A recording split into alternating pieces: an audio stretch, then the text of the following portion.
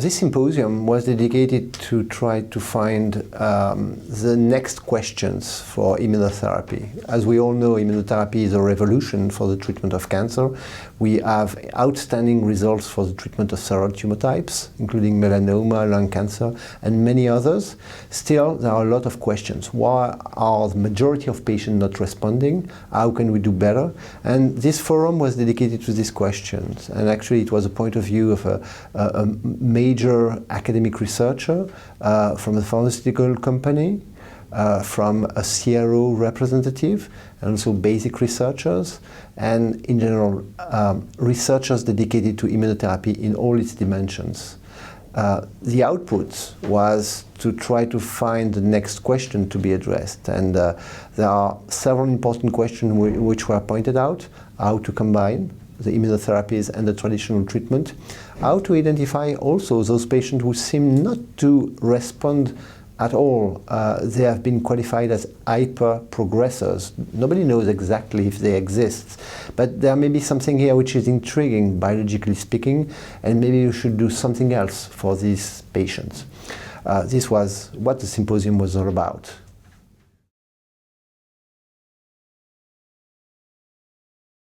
Yes, exactly. The outcome of patients has been completely changed. In this disease which we were mentioning, we now have a significant proportion of very, very long-term survivors. Patients who have been treated 10 years ago, 5 years ago with metastatic melanoma, with a lung cancer, metastatic lung cancer, who are still alive and non-progressing. Very interestingly, sometimes immunotherapy can be of short duration and have still very long-term impact on the patient's outcome. So this is something which has never happened ever in the field of oncology. This observation that we have such a significant and constant proportion of patients with long-term survival, patients who do not seem to relapse, patients who are tumor-free or non-progressing. Of course, it's not enough. Again, the percentage of patients who are doing very well is only a minority. It's probably in the range of 10 to 20%. Seems to be better, by the way, with combination, at least with some combinations, but this is limited to a small number of diseases so far.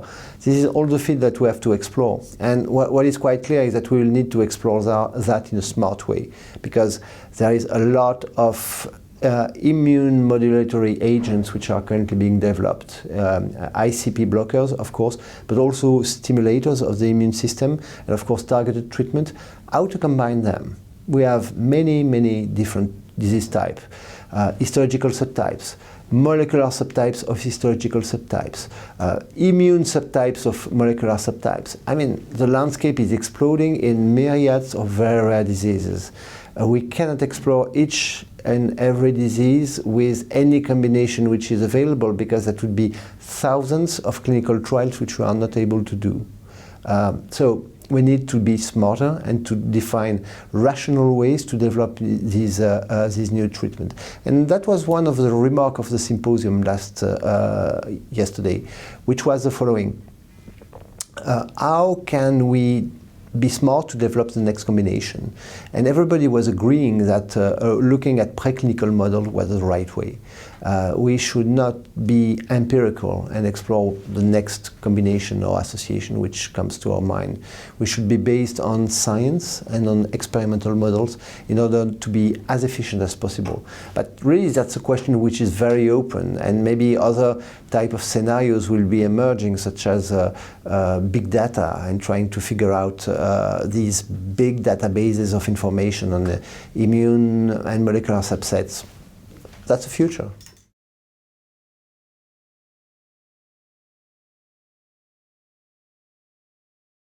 The clinical trials that we have been doing in the past, putting 10,000 of patients and comparing treatment A versus treatment B, it's no longer going to happen. I mean, it may be important for specific dedicated questions still, but that's going to be very much a minority of trials. The good trials are going to be trials which are focused on a right population, where we have understood what was going on, and to which we will apply the appropriate combination or sequential treatment.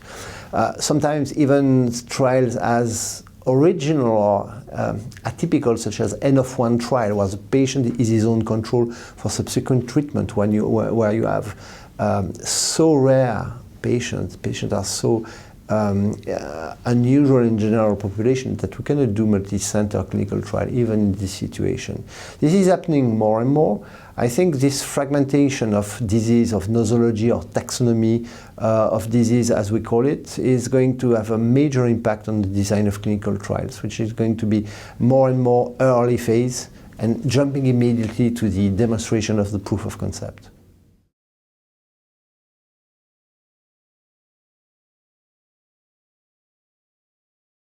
I think the integration of big data and the extent to which molecular characterization is penetrating the clinical field is very impressive, and I think the conference has been very good for that in a broad sense. What we observe right now is that technologies that we are using for characterizing the tumor of a given patient is changing almost every 6 months, with cost decreasing, with improvement in refinement in how to analyze that, looking at liquid biopsies. That's an unprecedented situation where the field is moving so quickly that the standards cannot cope with that. To elaborate a clinical practice guideline, you need at least follow-up, long-term or middle-term, and to be able to have validation studies. This is not anymore possible because it's moving so quickly. And I think that's going also to be the case in the future. We were hearing a few minutes ago that probably the cost of the whole genome sequencing may be as low as 200 euros or dollars in coming 5 years. Then the problem will not be, of course, technical. The problem will be bioinformatics. So bioinformatics and its penetration in the clinical area is also a major message of this conference, I think. The medical scientists used to do lab research, wet labs.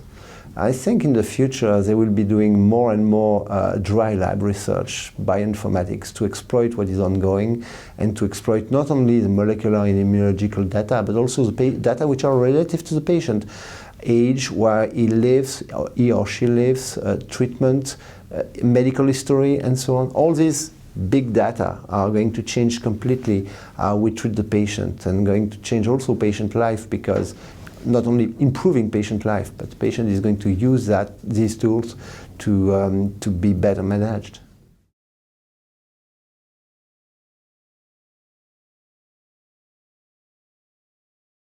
Absolutely. I think that's a good definition. Biology is much more integrated in the general landscape of sciences than what it used to be. Mathematics as well, possibly physics as well, are going to come here in the landscape where nobody expected that. I mean, mathematicians are crucial for us to help us cope with this big amount of data, because nobody knows how to do that. But the social aspects are also very important, and they are part of the big data. So yes, it's much more integrated.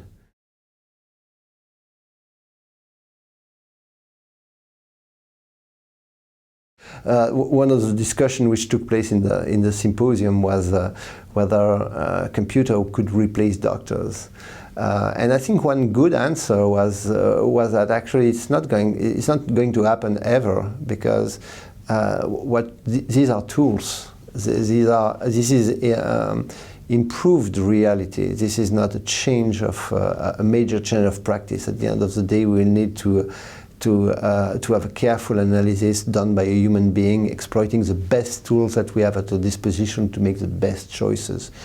But this will help us to avoid mistakes.